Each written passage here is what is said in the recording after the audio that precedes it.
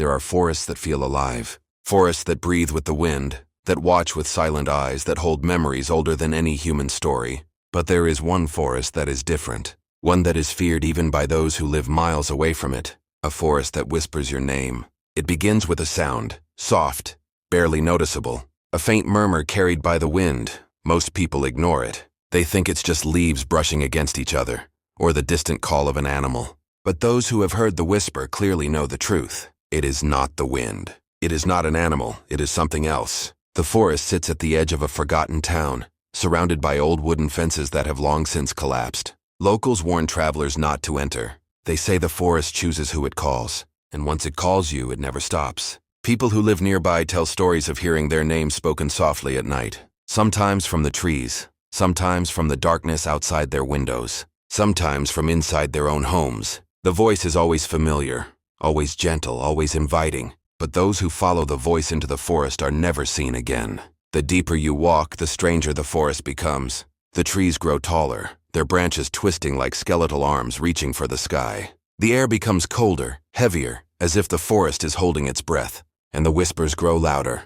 They echo between the trunks, circling you, calling you by name again and again. Some say the forest is alive, not in the way plants are alive, but in the way a predator is alive. Watching, waiting, choosing. There are stories of travelers who entered the forest by accident, hikers who lost their path, campers who wandered too far from their tents. They all describe the same thing before they disappear, the feeling of being followed, not by an animal, not by a person, but by the forest itself. Branches shift when no wind is present.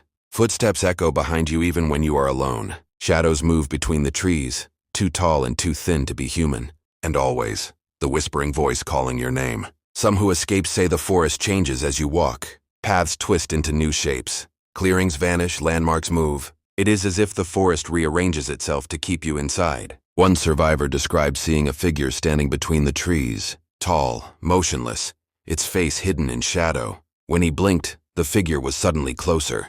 When he blinked again, it was gone. But the whispering grew louder, as if the figure had moved inside his mind. Another survivor claimed the forest showed her memories. Moments from her childhood, voices of people she loved, even the face of someone she had lost long ago.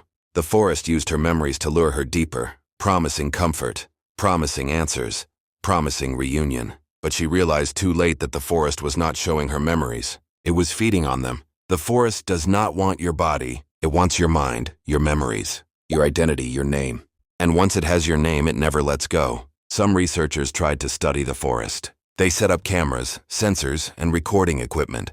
But every device malfunctioned. Batteries drained instantly. Cameras recorded only static. Audio devices captured nothing but faint whispers repeating the names of the researchers. One scientist disappeared during the investigation. His colleagues found his notebook lying on the ground at the forest's edge. Inside, he had written a single sentence over and over again. "It keeps calling me." The forest has existed for centuries, older than the town, older than the people who fear it. Some believe it is cursed land. Others think it is a gateway to something ancient and hungry. A place where the boundary between the living and the dead is thin. A place where voices linger long after the bodies are gone. There is a legend that the forest was once the site of a ritual meant to bind a powerful spirit to the land. But something went wrong. The spirit was not bound. It was awakened, and now it wanders the forest whispering to anyone who will listen. The whispers are not random. They are searching, calling, inviting, and once you hear your name spoken by the forest, it becomes impossible to forget. The sound follows you, in your dreams, in your home, in the silence between your thoughts. Some people try to ignore it, others try to drown it out, but the whisper always returns. Soft at first, then louder, then impossible to resist. Those who finally give in walk into the forest willingly. They follow the voice deeper and deeper until the trees swallow them whole. No one knows what happens after that. But some nights, if you stand at the forest's edge, you can hear new whispers joining the old ones. Voices of those who were taken, calling out to the next person, calling out to you. And if you listen closely, very closely, you might hear the forest whispering again. A soft voice drifting through the trees. A voice that sounds strangely familiar. A voice that knows your name. They say the whispering forest has a voice that calls to anyone who dares to listen, and even to those who desperately try not to. For centuries, it has been a place of rumor and disappearance, a black hole on the map where people simply vanish. It was this reputation, This challenge to all known laws of nature that drew a team of rational, data-driven scientists to its misty edge, determined to debunk the myth. They came armed with logic and technology, ready to prove that every whisper had a source, and every shadow, a simple explanation. On their first night, as twilight bled into an unnerving blackness, the team established their base camp. An array of high-tech equipment was meticulously deployed, a sterile barrier of science against the ancient woods. Motion sensors, parabolic microphones, and thermal cameras formed a digital perimeter. But as the moon climbed, a profound and oppressive silence descended, heavier than any sound. It was just after midnight when the first anomaly occurred. A faint, almost imperceptible whisper drifted from the tree line, a soft breath of air that formed a single word. Ben. The researcher, Ben, stood frozen, his flashlight beam cutting a useless path through the impenetrable dark. He saw nothing, heard nothing more. But the silence that followed was now filled with a question. The following morning, the team gathered around their monitors to analyze the night's audio recordings. The data was clean except for one tiny fleeting spike in the sound waves. As they isolated and amplified the signal, a chill ran through the group. The digital analysis was undeniable. A faint, ethereal whisper had repeated Ben's name. He brushed it off, attributing it to auditory pareidolia, his mind playing tricks in the unsettling quiet. He dismissed it as a coincidence, a statistical ghost in the machine. But he was wrong. The forest had already noticed him. The forest had chosen. Compelled by the anomaly, they pushed deeper into the woods the next day. The forest, however, seemed to play by its own rules. The path they followed would twist into unfamiliar configurations, and trees they had marked seemed to shift and reappear in impossible places. It was a subtle, disorienting phenomenon that left them feeling less like explorers and more like mice in a constantly changing maze. Every step forward felt guided, as if they were being herded or, more disturbingly, trapped, pulled inexorably toward a destination not of their own choosing. As night fell again, the atmosphere thickened with a tangible sense of presence. From inside his tent, Ben listened as quiet footsteps circled their small camp, crunching on dry leaves, only to stop abruptly when someone called out.